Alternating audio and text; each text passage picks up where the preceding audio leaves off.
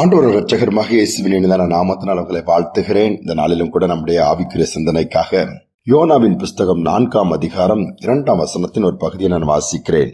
நீர் இரக்கமும் மனதுருக்கமும் நீடிய சாந்தமும் மிகுந்த கிருபையும் உள்ளவரும் தீங்குக்கு மனஸ்தாபப்படுகிறவருமான தேவன் என்று அறிவேன். நம்முடைய ஆண்டவர் இரக்கம் உள்ளவர், நீடிய சாந்தம் உள்ளவர், தீங்குக்கு மனஸ்தாபப்படுகிறவர்.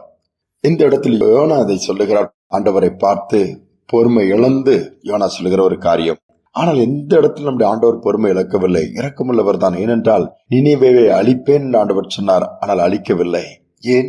நினிவே பட்டணத்தை வரலாற்றின்படி பார்ப்பில் என்று சொன்னால் அந்த காலகட்டம் பாவங்கள் பெருகி ஜனங்கள் கொடூரமான காரியங்களை நடப்பித்து அங்கு கொடுக்கப்படுகிற தண்டனைகள் எல்லாம் பயங்கரமாக இருக்குமா. அப்படிப்பட்ட சூழ்நிலையா பார்க்கும் பொழுது ஆண்டவருக்கே கோபம் வந்து இந்த பட்டணத்தை அழித்து விடலாம் என்றுதான் முடிவு செய்தார். ஆனாலும் தீர்க்கதரிசியாகிய யோனாவை அனுப்புகிறார். நீ போய் பிரசங்கி, இந்த மாதிரி 40 நாட்களிலே இந்த பட்டணம் அழியும் என்று சொல்லும் பொழுது யோனாவுக்கு விருப்பம் இல்லை. ஆனாலும் பலவித பாடுகளுக்கு பின்பு அங்கு போகிறார், பிரசங்கிக்கிறார். ஜனங்கள், ராஜா, ஒவ்வொரு ஆடு மாடுகள் கூட ரெட்டுடுத்தி உபவாசம் இருந்து ஆண்டவரிடம் தாழ்த்தும் பொழுது ஆண்டவர் இறங்குகிறார். ஏனென்றால் நம்முடைய ஆண்டவர் கிருபையும் இரக்கம் உள்ளவர்.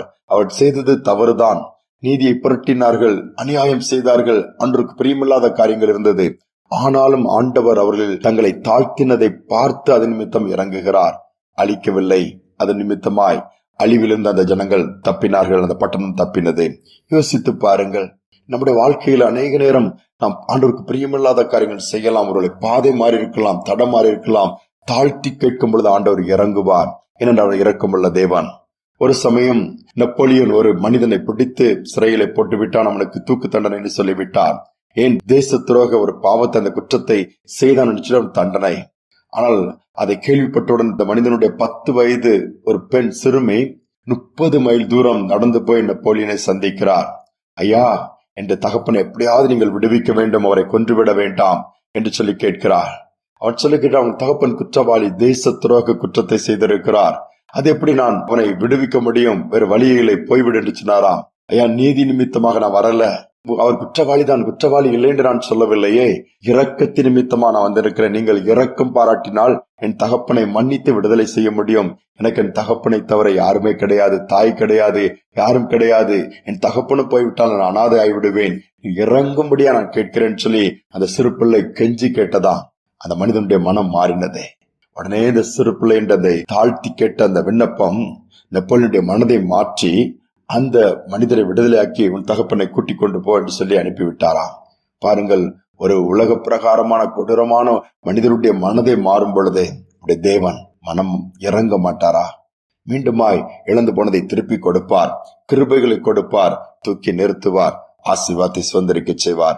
சோர்ந்து போக வேண்டாம். நம்முடைய ஆண்டவர் இரக்கம் உள்ளவர் என்பதை எப்பொழுதும் ஞாபகத்தில் வைத்திருப்போம். அவருடைய சமூகத்திலே தாழ்த்தி போய் கெஞ்சும் பொழுது, கேட்கும் பொழுதே இறங்குவார், அற்புதங்கள் நடக்கும். தாழ்த்தி ஆண்டவர் கரத்தில் கொடுப்போமா? ஜெபிப்போம். எங்கள் அன்பின் தகப்பனே, நீ இரக்கமும் மனதுருக்கமும் நீடிய சாந்தமும் நிறைந்த தேவனப்பா, தீங்குக்கு மனஸ்தாபப்படுகிறவர், நீ கிருபை உள்ளவர். அந்த நினைவைக்கு இறங்கினீரப்பா. அநேக குடும்பங்களிலே பாடுகளை பார்க்கிறோம், மனஸ்தாபங்களை பார்க்கிறோம், வேதனைகளை பார்க்க முடிகிறது, இழப்புகளை பார்க்க முடிகிறது, நிம்மதியே இல்லையே. எத்தனை நாட்கள் இந்த வேதனை, எத்தனை நாட்கள் இந்த பலவீனம், எத்தனை நாட்கள் இந்த போராட்டம் என்று தத்தளிக்கிற பிள்ளைகள் ஒவ்வொரு நாளும் பெருகி கொண்டிருக்கிற இந்த காலகட்டத்திலே இந்த காலையிலே உடைய இரக்கத்திற்காக நாங்கள் வந்து நிற்கிறோம் அப்பா. உடைய மனதுருக்கத்திற்காக நீங்கள் வந்து நிற்கிறோம். நீ பூமியில் இந்த நாட்களில் திரளான ஜனங்களை பார்க்கும் பொழுது மனதுருகி என்று வேதம் சொல்லுகிறதே. வியாதியஸ்தரை சுகமாக்கினீர், எல்லா பலவீனங்களை அகற்றினீர், குறைவுள்ளவர்களுக்கு நிறைவாய் அற்புதங்களை செய்து ஒரு மகிழ்ச்சியை கட்டளையிட்டீரப்பா. அதே தேவன் இன்று மாறாதவரா இருக்கிறீர். யாரெல்லாம் உடைய சமூகத்திலே இரக்கத்தை கேட்கிறார்களோ நீர் இறங்கி குற்றங்களை மன்னித்து நன்மையினால் திருப்தியாக்குவீராக. இந்த கிருபை ஒவ்வொருவருக்கும் இந்த நாளில் உண்டாகட்டும். தாழ்த்தி ஒப்புக் கொடுக்கிறோம். துதி கனமையும் ஏற்றுக்கொள்ளும் இயேசுவின் நாமத்தில் வேண்டிக் கொள்கிற நல்ல பிதாவே, ஆமேன், ஆமேன். நம்முடைய ஆண்டவர் இரக்கம் உள்ளவர், மனதுருக்கம் உள்ளவர், தீங்குக்கு மனஸ்தாபப்படுகிறவர். அவர் அழிக்க மாட்டார், மாறாக எல்லாவற்றையும் மாற்றி ஜீவனை கொடுத்து வாழ வைப்பார். சிந்தனையோடு இந்த நாளை தொடருவோம். மீண்டுமாய் நாளை தினம் சந்திப்போம்.